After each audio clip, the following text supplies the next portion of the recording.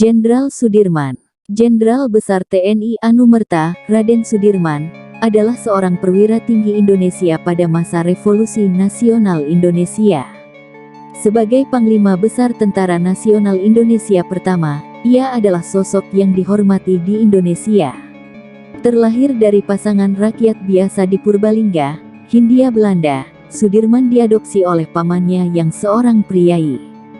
Setelah keluarganya pindah ke Cilacap pada tahun 1916, Sudirman tumbuh menjadi seorang siswa rajin. Ia sangat aktif dalam kegiatan ekstrakurikuler, termasuk mengikuti program kepanduan yang dijalankan oleh organisasi Islam Muhammadiyah. Saat di sekolah menengah, Sudirman mulai menunjukkan kemampuannya dalam memimpin dan berorganisasi, dan dihormati oleh masyarakat karena ketaatannya pada Islam. Pada 1936 ia mulai bekerja sebagai seorang guru, dan kemudian menjadi kepala sekolah. Di Sekolah Dasar Muhammadiyah, ia juga aktif dalam kegiatan Muhammadiyah lainnya dan menjadi pemimpin kelompok pemuda Muhammadiyah pada tahun 1937.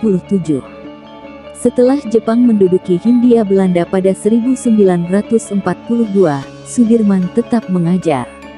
Pada tahun 1944, ia bergabung dengan Tentara Pembela Tanah Air Peta yang disponsori Jepang, menjabat sebagai komandan batalion di Banyumas.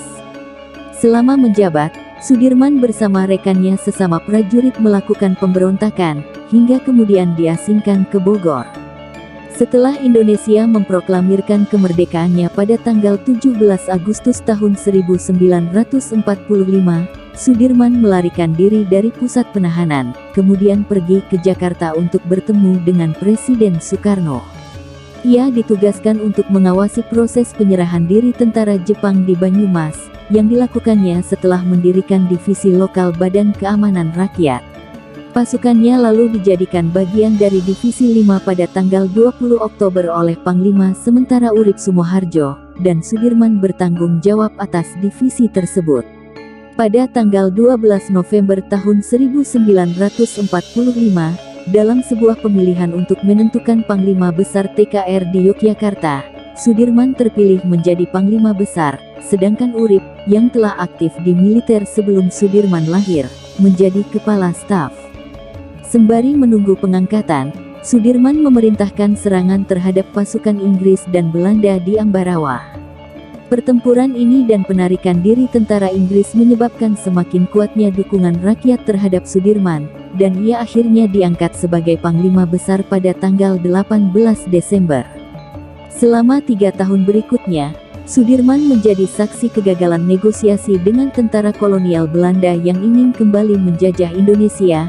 Yang pertama adalah Perjanjian Linggarjati, yang turut disusun oleh Sudirman, dan kemudian Perjanjian Renville yang menyebabkan Indonesia harus mengembalikan wilayah yang diambilnya dalam agresi militer satu kepada Belanda dan penarikan 35.000 tentara Indonesia.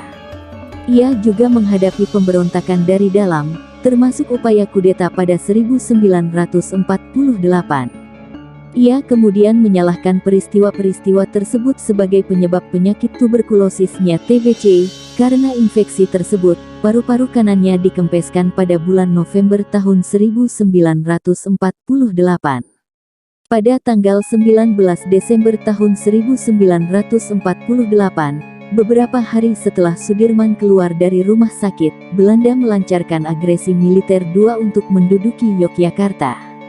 Pada saat pemimpin-pemimpin politik berlindung di Keraton Sultan, Sudirman beserta sekelompok kecil tentara dan dokter pribadinya, melakukan perjalanan ke arah selatan dan memulai perlawanan gerilya selama 7 bulan.